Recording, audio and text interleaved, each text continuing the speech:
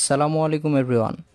আজকে আমরা আলোচনা করব বহুল প্রচলিত রোগ ডায়াবেটিক্স নিয়ে। সাথেই আছি আমি হোসেন। তো চলুন শুরু করা যাক। ডায়াবেটিক্স একটি বিপাকজনিত রোগ। আইডিএফ-এর তথ্য মতে বিশ্বে ডায়াবেটিক্স রোগীর সংখ্যা প্রায় 537 মিলিয়ন।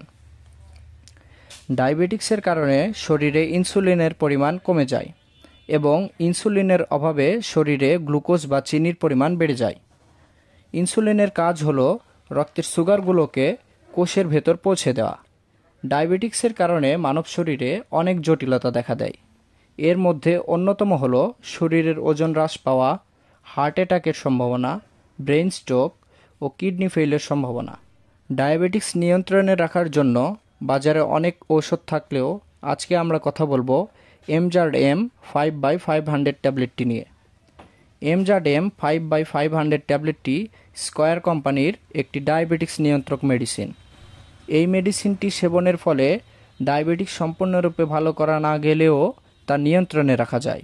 এমজারএম 5/500-এ আছে ইমফাগ্লিফুজিন 5 মিগ্রা ও মেটফরমিন হাইড্রোক্লোরাইড 500 মিগ্রা, যা ডায়াবেটিক্স নিয়ন্ত্রণের জন্য কাজ করে থাকে।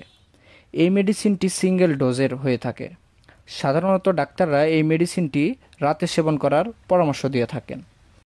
ঔষধ সেবনের পাশাপাশি ডায়াবেটিক্স রোগীদের দৈনন্দিন জীবনে কিছু নিয়মকানুন মেনে চলতে হবে, যেমন বেশি করে পানি পান করা, খাবার নিয়ন্ত্রণে রাখা ও ব্যায়াম করা।